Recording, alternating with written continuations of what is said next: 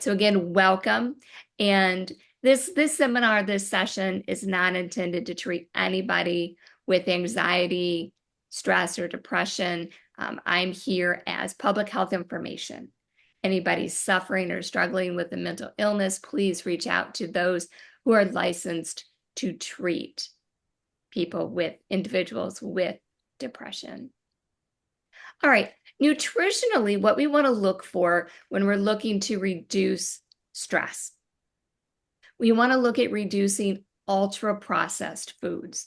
So we want to reduce our intake of these ultra-processed laboratory manufactured foods that have no nutritional value, or we want to limit them. Simple carbohydrates. At the start of the hour, Diana, you were mentioning white flour and how it does not work well for you. It doesn't serve you. And you're exactly right. Simple carbohydrates, they do not serve us other than to provide energy.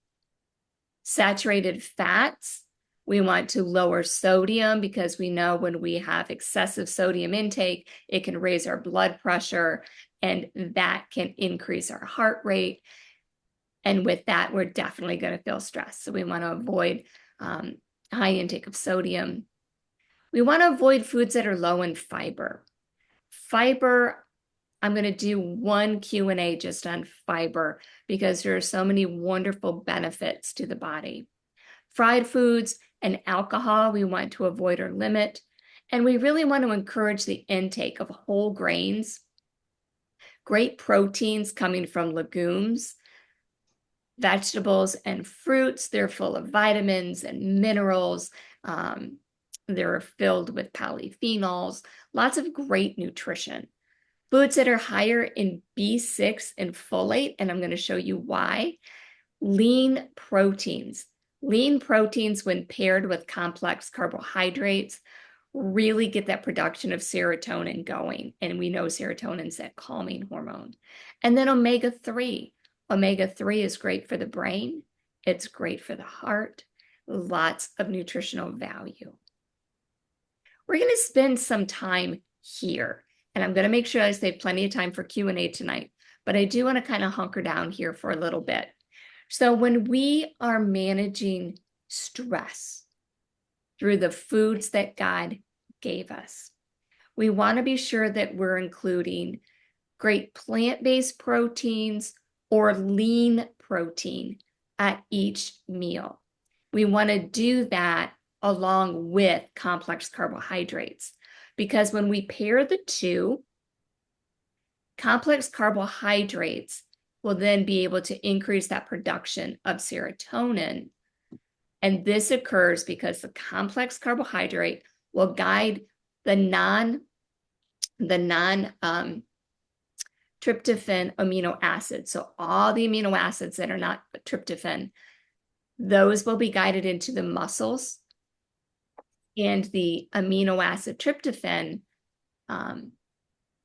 is then allowed to cross through that blood-brain barrier.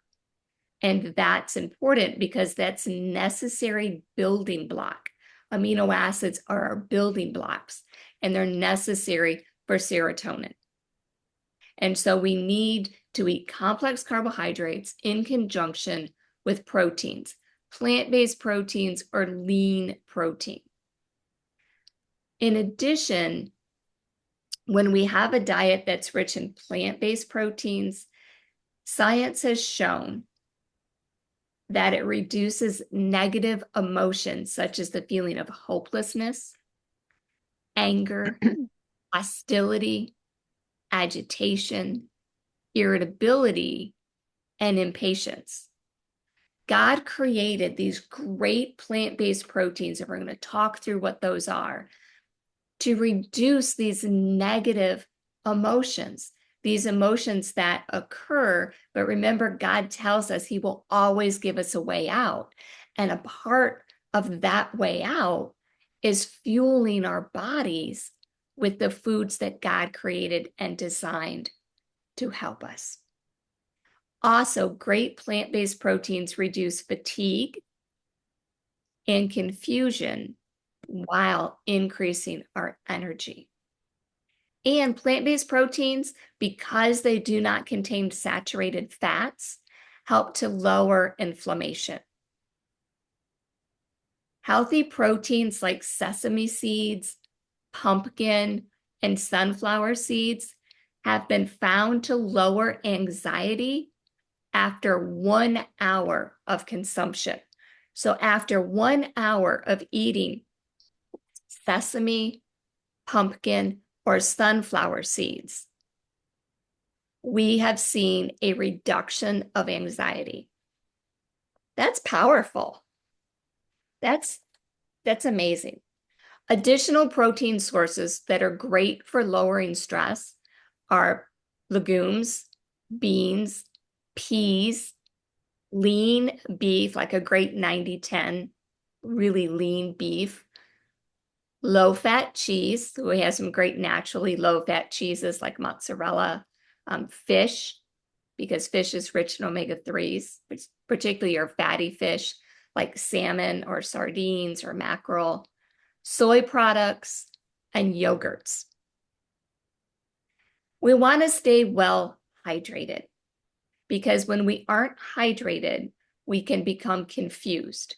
We have difficulty concentrating. And so we want to make sure that we're staying well hydrated. Consume balanced meals. We don't want to be heavy in one food group. And you will not hear me talk about macros because macros, God is so wise. God is so wise. He put protein, carbohydrates, and fats into each of the food groups. So I talk about food groups because God created food groups. Science broke these food groups apart and pulled out macronutrients called proteins, carbohydrates, and fats. God put those into the food groups. Dairy contains all three of those macros. Vegetables contain all three. Great grains contain all three. Protein to some degree. And so God in his wisdom, he knew what he was doing. We want to eat balanced meals. Half of our plate, great non-starchy vegetables. We want a fourth of the plate to be complex carbohydrates like rice, wild rice, brown rice, winter squashes, baked potatoes. Please eat baked potatoes. They're an amazing source of nutrition. Eat the skin, that's where the fiber is. And then a quarter of the plate, about the size of a deck of cards, of our protein sources. That's balanced. That's balanced. Limit or avoid alcohol. Do either one of you, and I'm going to throw it out there, just shout it out if you know, do you know how many drinks a day we recommend for women and how many a day for men if they're going to consume? Do you mean alcohol? Yes, if a woman is going to consume alcohol, what is her daily limit? I have no clue. One. I guess 4 ounces. It's going to be about, it depends if it's whiskey, if it's wine, if it's beer, but no more than one drink a day for women, no more than two for men. And according to the US dietary guidelines, we want to make sure that we adhere to that if we choose to consume alcohol. Coffee. Oh my goodness, coffee and tea. I hear people badmouth caffeine all the time and say that they should avoid it. Coffee actually contains magnesium. Tea contains magnesium. They contain antioxidants. And so within moderation, coffee and tea can definitely be a part of our day. It's that we don't want to overconsume. Going to Starbucks and getting that great big drink of coffee, okay, that's excessive. But 300 to 400 milligrams a day of a medium roast cup of coffee would be 2 to 2.5 12-ounce cups. Most coffee cups are 12 ounces now. And so a 12-ounce cup, it would be 2 to 2.5 of those. Or another way to look at it is if you go to Starbucks, their small is a 12 ounce. So 2 of those, if that helps put it in perspective. Mhm. So definitely there is room at the table for coffee, which is wonderful news for people like me who cannot start her day without a cup of coffee. My quiet time with God is called our coffee time chat because he and I talk over a cup of coffee. And then we want to be mindful of food sensitivities. I often hear people say, I know I have a sensitivity to dairy, but I really love ice cream. And they eat the ice cream anyway, knowing that it causes GI distress, that it causes them to have inflammation. And so if I know that I have a food sensitivity, I want to be mindful and careful to avoid that. You know, Jesus said in Genesis, or God said in Genesis 1:11 through 12, let the land produce vegetation, seed-bearing plants and trees on the land that will bear fruit with seeds in it. So we know if it has a seed inside, it's a fruit, according to their various kinds. And God saw that it was good. You know, God is talking about here, he's talking about whole grains, fruits, and vegetables. If it comes from a flower, so for example, green beans actually come from the flower part of the plant. Green beans are really a fruit, but we classify them as a vegetable. Squashes grow from the flower. They're actually a fruit, but we call them a vegetable. Vegetables come from any part of the plant. Fruits come only from the ovaries, the seeds. All right, the nitty gritty, nutrients in our brain function and how they help to lower stress. These 3 minerals, and you'll notice I have underneath it the recommended daily intake for adults. These 3 minerals have been shown to lower our stress. Magnesium aids in more than 300 cellular processes. Excuse me, chromium is crucial in glucose and fat metabolism. People who are diabetic should increase the amount of foods that they eat in chromium because it helps to regulate blood sugar, as well as insulin sensitivity within our learning and memory section of our brain, the hypothalamus. Chromium enhances memory and learning by increasing glucose, which is the fuel of our brain, and increasing the production of serotonin, our calming hormone, neuroepinephrine, and melatonin. So these are very important minerals. And that's why I took the time to list them out here for you. Nutritional aids. Now, these are important, omega-3, and then B6, folate, which is B9, iron, and B12. These are important because omega-3s have been shown to decrease our symptoms of anxiety and of stress. Anxiety is an internal source of stress, and stress is that external pushing on us, causing the anxiety. Omega-3s have been shown to decrease the symptoms of both. B6 is a catalyst for the production of serotonin. We see B6 from proteins, right? We're looking at protein-rich foods here. Also, the calming hormone, as well as dopamine, neuroepinephrine, and GABA. Now, folate and B12, they have a star in front of them because science has shown if we're not eating enough of these foods and we're deficient, that can actually be associated with a rise level in anxiety or depression. So if I'm not eating the recommended daily amount of folate and B12, that can contribute to my stress and anxiety. And so God put folate and B12 in proteins and in rich sources of complex carbs. Legumes, beans are both a protein and a carbohydrate, a complex carbohydrate. Milk is B12. It's a protein, but it's also a great complex carbohydrate. So God was so wise in making sure that we could adequately take in these vitamins and minerals to keep our minds focused and help us to reduce these daily stressors. B12 is responsible for the production of substances that are necessary to metabolize neurotransmitters within the brain. So for proper brain function. Now, these are foods that help. I have created just a simple chart that combines all of these great foods that will help to reduce stress. So when I'm thinking about my menu for the week, I want to first, am I eating the rainbow of color?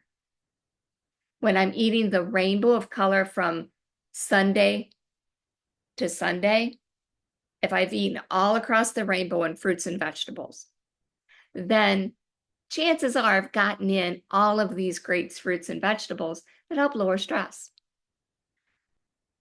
If you want to take a picture of this slide, or if you want to do a snip clip of it, you are more than welcome to do so. Let me know if you're doing that, because I don't want to advance the slide if you are. Okay. Now, the Mediterranean diet. Who has not heard about the Mediterranean diet, right? It goes through cycles of being all the rage. And that's because the Mediterranean diet is the closest way of eating how Jesus ate when he was on earth. It's a communal way of eating. So they eat as families, we eat in fellowship with other people. If I live alone, I can connect through Zoom like you and I are connecting right now, and share a meal with friends or family across states, across the globe. I mean, I use WhatsApp, and I have a meal with a friend of mine in Germany on a regular basis because she lives alone. So communal meals, very important. Communal meals help to have us focused on conversation, not so much on our intake. So I eat slower, helps with my digestion. I reduce my portion size because I'm not eating so quickly. I'm able to allow my food to digest, and I have that sense of fullness. But also eating communally, I'm able to have conversations and feel connected. And that lowers my stress, lowers my anxiety. The Mediterranean diet, also core principle, is exercise. When we exercise, we are breaking down our protein amino acids. So we need to make sure we're eating great protein sources afterwards, maybe have our meal. So if I exercise midday, have my dinner when I'm done, but work exercise around meals so that I'm having great protein afterwards to build back up the muscle that I've torn down. The Mediterranean diet is very heavy in including great complex grains at every meal and fruits and vegetables. So great whole grain bread, great like pasta, whole grain, great pastas, not made with white flour. Fruits and vegetables at every meal. Fish, they're very focused on fish at least 3 times a week. And then fill in with poultry. And they limit red meat really to no more than once a week. And lots of hydration. They're very balanced. There's room at the table for everything, but sweets go way at the top. And they go up there with that fatty beef. They're way at the top. But the Mediterranean diet, it's a lifestyle, really rich in olive oils and olives, just a very balanced way of eating. Now, if you're looking for a really great resource, this is a book that I've just written, and it is called Grace Fuel Calm: Embrace God's Plan to Reduce Anxiety and Stress. The reason I love this book, and it was the first book that I wanted to write, that I felt compelled to write, is because it really shows the synergy between God's word and how we should care for the holy temple, our bodies, we're the New Age church, and evidence-based nutritional science. They come together, and it helps us to understand truly the foods that God designed to heal our bodies. And when we eat according to God's design, which happens to fall in line, or the US dietary guidelines happen to fall in line with God's guidebook, the Bible, that's about 85 to 90% God's foods. Great lean proteins, plant-based proteins, great fruits and vegetables. No fruit and vegetable is off the table for people who don't have diabetes or other medical conditions. And then great complex carbs. We want at least 50% of our grains to be complex, at least 50%. And then great healthy fats. Do either of you know the difference between a saturated fat and an unsaturated fat? One can solidify and one does not. Yes, very, very good. That is true. Yes. So one, we think of lard. Think of a tub of lard or baking grease, right? When left out on the counter, unless you live where we do in Florida, it will stay solid. It will stay solid. But when we leave the other, like olive oil or sesame oil on the counter, they do not solidify. They stay liquid. Now, the only exception to plant-based healthy oils are our tropical oils, palm kernel oil and coconut oil. They do solidify, and they act as what we call medium chain triglycerides. So we do want to be very limited in the amount of those that we eat, but we want to stick to great plant-based. And again, those help to reduce stress and lower inflammation. What I always like to tell people, the easy way to remember is if it once sat, it contains saturated fats. So if it had a bum, it once sat and had a bum, it contains saturated fats. And that's, for me, that was an easy way for me to learn to remember the difference. Animal products, they had a bum, so the animal sat at one point, they contain saturated fats. So we want to eat less of those and more of the plant-based. Before I open it up for Q&A, I do want to let you know the next connecting point is going to be October 16th, living with selective eaters. Now, I use the word selective eater intentionally. I do not like the term picky eater. Picky eater has a very negative connotation. I was a very selective eater as a child. I've worked with individuals who are selective eaters. When somebody says, oh, little Susie is a picky eater, little Susie will shut down and not be willing to try a new food, even if she may have been contemplating it. If somebody is a selective eater, that gives them the opportunity to say, you know, right now I'm okay with what I'm eating. However, I may be open to trying that at another time. So it leaves the door open for the possibility of exploring at a later time versus having that door shut for me by somebody else. And so I use the term selective eater intentionally. So October 16th, living with selective eaters. And again, that's going to be here live, same link.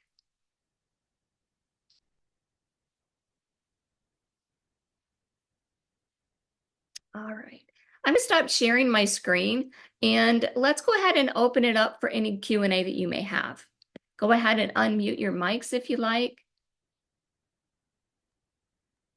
Thank you. Thank you so much, Pauline. You're welcome. So Um, any questions? hmm. Throughout the day, is there like a specific time, like for meals? I usually do 3 meals a day, where the balancing of, protein and complex carbs, and like, should it be greater in the morning and less in the evening? Like, talk a little bit about that and nighttime eating, because that's something I struggle with. Fantastic questions. I love those. So as far as balanced, we say to eat about every 3 hours. And the reason why is that helps to maintain our metabolism, helps to keep our blood sugar balanced. Now, do we eat more carbs in the morning than we do in the evening, or more protein? No, we want it to be balanced throughout the day. We want to keep that blood sugar nice and balanced. So it is individualized, but we typically say for adult women. And again, this is based on that 2,000 calorie a day imaginary person. It's about 30 grams of carbs at breakfast, so maybe 2 slices of toast. So between 2 and 3 servings of carbohydrates at each meal. That would look like, for example, if I have breakfast at 8 a.m., I may have a half a cup of dry oatmeal. Then I would obviously cook it, but a half a cup dry, that would be 1 serving.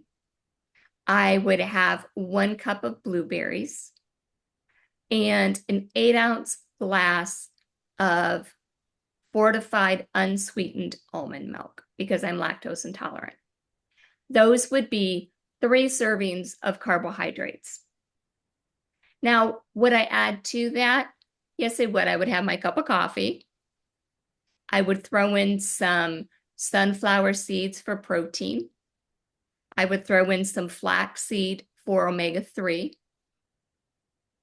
And I would probably throw in some walnuts because I like crunch.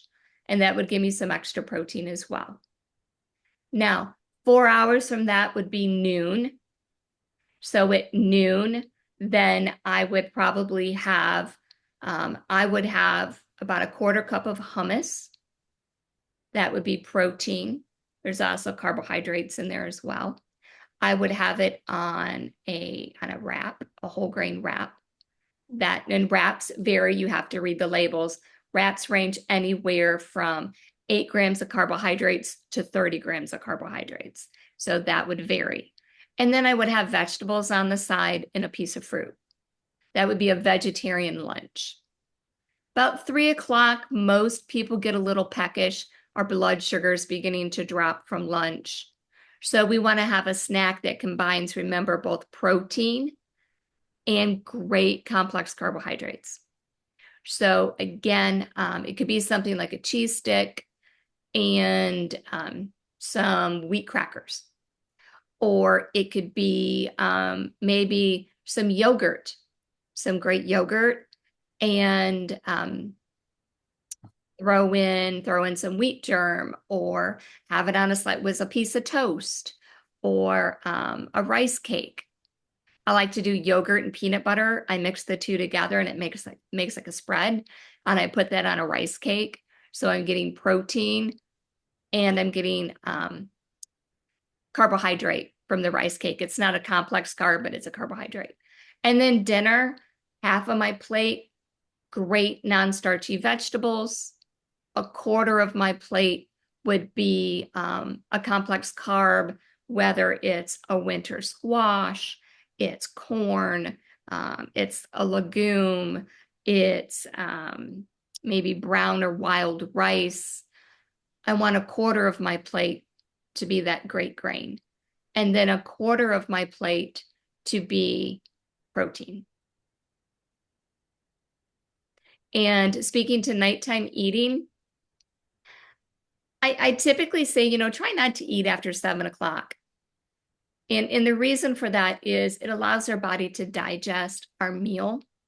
before we go to bed. So we're not trying to digest what we're eating while we're trying to sleep. And that leads into, the conversation of intermittent fasting. If I stop eating at 7 p.m. and I don't eat breakfast again until 7 a.m., that's a 12-hour fast. God designed that. God designed that 12-hour fast, right?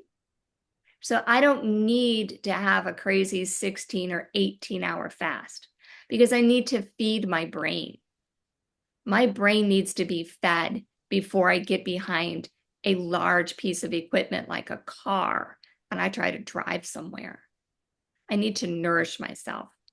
And so a 12-hour fast, 14-hour fast, I always tell people don't go any longer than a 14-hour fast, just because we really need to nourish the body. Did I answer your question? Absolutely. I just have one more quick question. When you say the seeds, what is that serving size that's on the package? So it's about Um, an ounce, and each package will tell you what a serving size is. It's usually about an ounce or like a measuring tablespoon, not mhm, the tablespoon that we use at the table, but the ones for cooking. It's usually a right. tablespoon. Okay. Yeah, great question. Thanks. You're welcome. Try throwing some in yogurt. If you eat yogurt, it's a great way to add them in. If for peanut butter, people who love nut butters, I'm a peanut butter fiend. I love peanut butter. Um, I put it, I put seeds on top of my peanut butter, or I Mhm, mix it in with my yogurt and peanut butter spread, and then I use right. that on apples. Great. Awesome. Thank you. You're welcome. Melissa, do you have any questions tonight? No, actually, I love all the answers, what you just said. Gave myself some notes, some snacks and things I wrote down. Um, Fantastic. no, I have a lot of notes. So some Yeah. great resources. I had mentioned about eating your way around the rainbow in the course of a week. The American Heart Institution, if you go to their website, the um, American American Heart Association, the American Heart Association, if you go to their website, they have a great handout on eating fruits and vegetables, and it's about eating your way around the rainbow. Great. It's a fantastic resource. I actually have it laminated and I keep it handy because it just shows us maybe some fruits and vegetables that we hadn't thought about. You know how we tend to get in a rut. Hmm. And Right. and so when I get bored of what I've been eating because I've been eating it for a while, I'll pull that out and my husband gets nervous because he knows that dinner is going to be something different. Um, he's had some wild rides because I'm like, nope, we haven't tried this. We have to eat this. I have no idea how to cook it, so I'm gonna Google it. But it's a fun way to try new foods. Yeah. And, Absolutely. and fruits and vegetables, we can't go wrong, right? They're all with such wonderful health benefits. Hmm. And when we think that deficiencies in folate is our green leafy vegetables. So kale, collard greens, turnip greens, beet greens, um, spinach. That's folate. And there's lots of different ways to cook them, lots of different cultural ways to cook them. When we were missionaries in Tanzania, I learned some really great ways to cook spinach. And now, actually, one of them is my family's favorite way of eating spinach. And so, some different cultural dishes. And B12. B12 we get from animal sources. Eggs are great. Eggs are a wonderful source of protein. They're still relatively inexpensive per serving. Um, they're low in calories, but they're really high in nutrition. We do say no more than 3 egg yolks a week, and that's because cholesterol is in the yolk. But there's also some great B vitamins inside of that yolk. And so eggs, we don't want to be deficient in foods that we know are going to help us manage our stress. And so looking for ways that we can include them. Do either of you love beets? Yeah, I eat beets all the time. I like canned beets Okay, or the jar beets. I have a jar of beets in Oh, my fridge right now, Melissa. Um, Yeah. beets are very versatile. And the great thing about beets, they come with their own folate attached to them. mm, Right. The greens, wash them really well because they can be gritty. Beet greens tend to gather sand very easily. So make sure you rinse, rinse, rinse, rinse, rinse, or you're going to crunch when you eat them. But beet greens cooked with a little bit of olive oil or a little bit of sesame oil or avocado oil, you get that great flavor with a little garlic. They're delicious.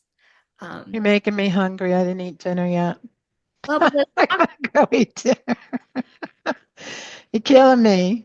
potatoes. Potatoes, we know, help to lower stress. I And love these great carrots. Carrots are a source of vitamin A, which is antioxidant. Antioxidants help lower inflammation, which helps to reduce our stress. So we're into the fall season. I like to put in a roasting pan potatoes with the skin on, carrots, parsnips, and beets.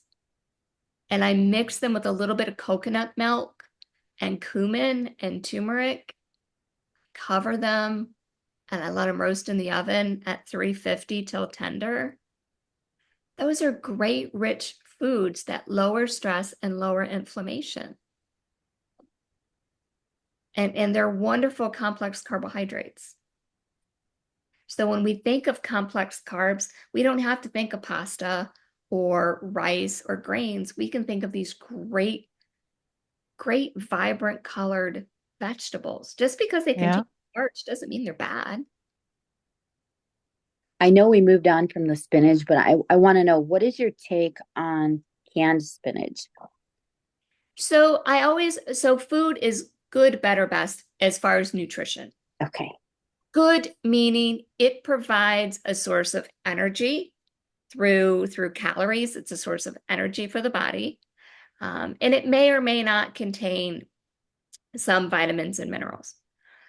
Better means it's less processed and it contains more vitamins and minerals or nutrients for the body.